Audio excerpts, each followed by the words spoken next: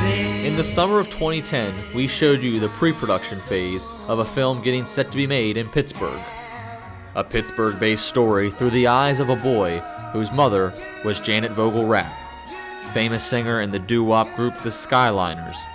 She had fame and the rock and roll lifestyle, but battled personal demons that eventually led to her suicide.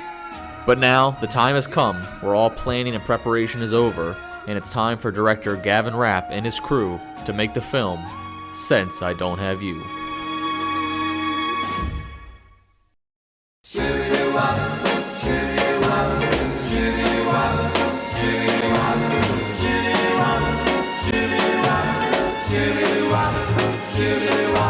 I knew someday you'd come my way and have. The filming took approximately 10 months and was filled with good times and friendships, but also contained its challenges.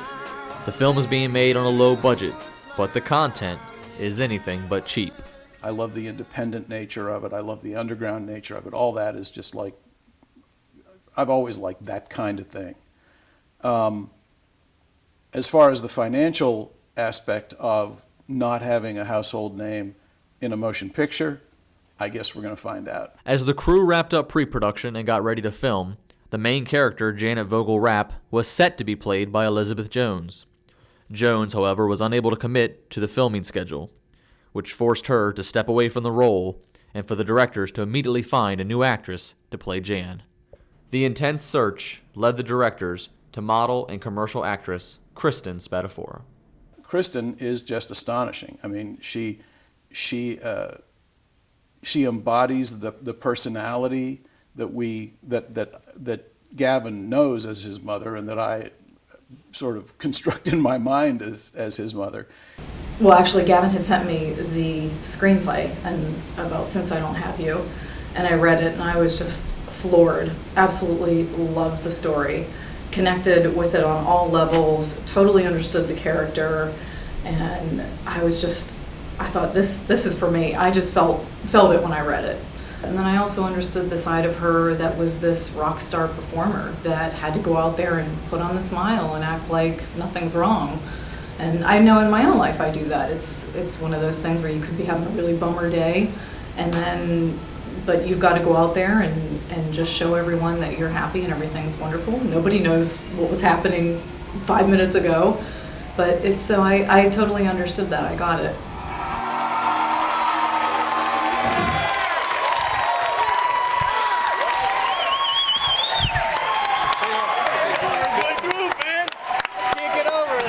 Once the role of Jan was cast, they still needed to find someone to play her husband and Gavin's father, Cary Rapp, a no-nonsense, controlling Pittsburgh cop who was an imposing figure. A role that Kenny Champion wanted since he became first involved with the project. But Gavin felt he just wasn't the right person.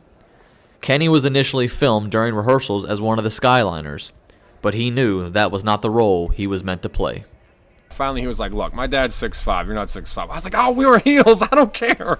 And so he was like, all right, listen, it's just not going to work. We have a guy. I'm like, okay, why didn't you say that? And so he still wants to kill me to this day for that. Kenny kept persisting, and so we thought, well, let's give him an audition at least and see. So at least then he'll know, if it was meant to be or not, and then we'll know, okay, at least we gave you an honest attempt at it and it didn't work out. He's like, well, come by and we'll audition you and see if you can really bring it. I'm like, oh, really? Oh, really? I mean, this is this massive, intense scene. It's Cary's most intense scene in the whole movie. It's toward the end. And he's like, how many guys do we audition for this role? He's like, how many more are we going to have to do after Kenny? I'm like, I'm standing right here, Gavin. You don't need to do that. You know what I mean? But, that's him. I love him to death. He always breaks my balls. He writes emails to us all, I am Cary Rapp. He's obsessed with it. It's fabulous to see him do it. It really is. Rolling and action. He walks in. He takes a drag. He grabs the camera. He grabs the fur. And himself. Off he goes. It was perfect. You're killing me, dude. The play my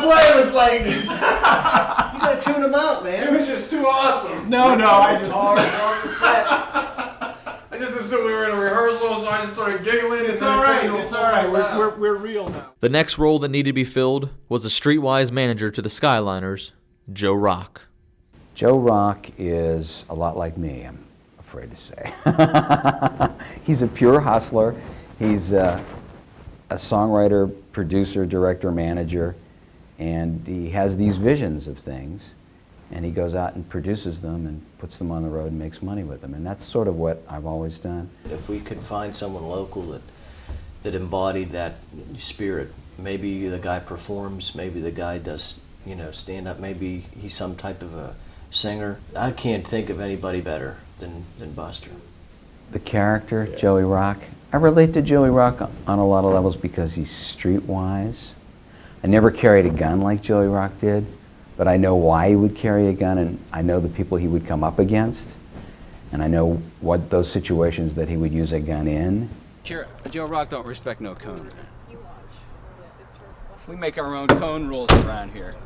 This casting, primarily Pittsburgh-based and low budget, has managed to bring a certain level of authenticity to the film.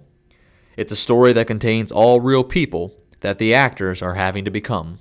First of all, we've been blessed with a great base of fans that are already willing to accept the film just based on the title of it and knowing what the content is. They don't care who's in the role, just as long as they're good.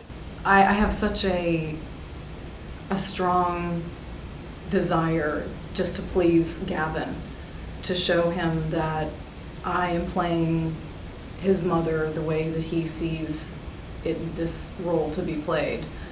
We had a lot of people say, if it's just somebody that we don't know, I'll believe it more.